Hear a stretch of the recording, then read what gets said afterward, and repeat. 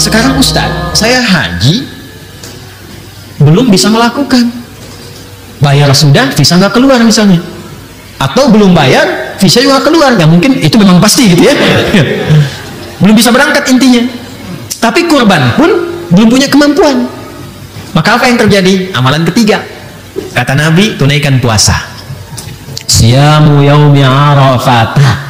Yaumnya menunjuk kepada waktu, Arafahnya menunjuk kepada momentum yang dikerjakan di Arafah oleh orang-orang yang haji. Kalau yaumnya berarti menunjuk kepada waktu, tanggal 9. Jelas ya?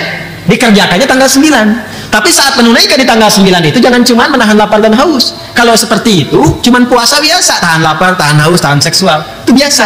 Kerjakan puasanya seperti orang wukuf di Arafah. Apa yang dikerjakan orang wukuf itu? Dia banyak bermuhasabah. Dia banyak mengoreksi diri. Dia banyak mengenal kekurangan dirinya. Makanya disebut wukuf Arafah. Dia kenali kekurangan dirinya. Dia kenali Allah yang selama ini belum dekat dengan Allah. Jadi puasa yang dikerjakan itu sambil koreksi diri. Dosa apa yang selama ini dilakukan?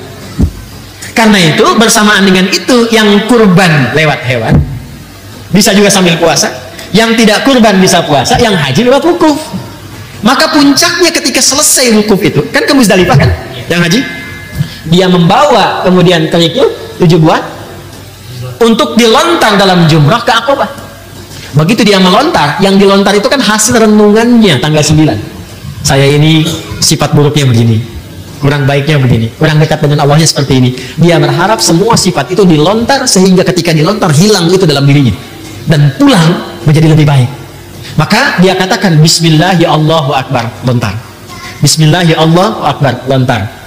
Setelah selesai dia wukuf di Arafah, dia pindah ke Muzdalifah, dia berpikir, saat kita selesai dengan Arafah itu, kita puasa tanggal 9, bukankah sama-sama kita zikir? Ya kan? Maghribnya kita zikir, Allahu Akbar, Allahu Akbar, Allahu Akbar. Tanggal 10 di sana melontar, tanggal 10 di sini menyembelih. Dan bacaannya sama, di sana Bismillah ya Allahu Akbar, di sini Bismillah ya Allahu Akbar. Di sana menghilangkan sifat-sifat buruk. Sifat buruk itu dalam bahasa Quran munculnya dari sifat fujur. Fujur itu nama lain dari nafsu. Nafsu itu sifat hewani, lawannya takwa. Takwa sifat malaikat. Jadi kita itu ada sifat hewani, ada sifat malaikat. Maka kita harus mengekang, mengendalikan sifat hewani supaya sifat takwanya muncul. Maka yang di sana dilakukan lewat wukuf, yang di sini digambarkan lewat menyembelih hewan. Maka dengan harapan ketika disembelih itu bukan cuma disembelih Bismillahirrahmanirrahim, puncit, bukan begitu. Bukan. Bismillahirrahmanirrahim, rasakan dengan mengalirnya darah itu, maka mengalir pula sifat-sifat hewani kita yang cenderung mengajak kepada perilaku yang buruk. Turunlah kemudian ayat itu yang sangat viral, la yanalallaha luhumuha wala dima'uha walakin lanaluhut taqwa minkum. Perhatikan kalimat akhirnya, walakin yanaluhut taqwa minkum. Yang sampai kepada Allah itu bukan dagingnya, bukan darahnya, tapi yang diterima oleh Allah ketakwaannya. Maksudnya apa?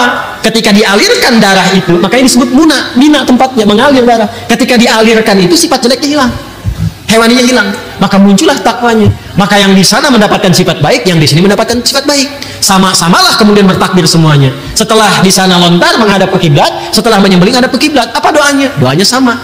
Inni wajjahtu wajhiya lilladzi fataras samawati wal arda hanifan musliman wa ma ana minal musyrikin. Inna salati wa nusuki wa mahyaya wa mamati lillahi rabbil la syarika lahu wa bidzalika umirtu wa ana minal bisawa'ana awwalul muslimin bisawa'ana minal muslimin.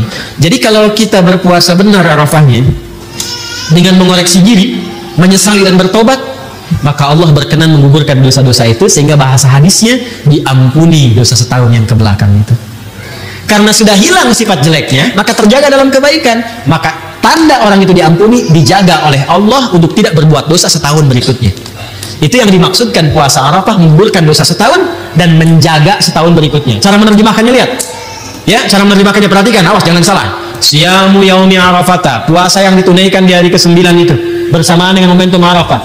Tukaffiru sanatal madiyah wal baqiyah, menggugurkan dosa setahun berlangsung ke belakang, berlalu ke belakang, dan menjaga tidak berbuat dosa setahun yang akan datang. Jangan mengartikan sama, mengampuni dosa setahun yang lalu dan setahun yang akan datang. Enak betul.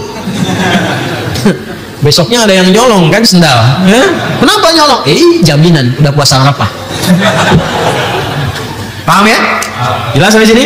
Maka silakan kalau mau nanti yang puasa tunaikan tanggal 9.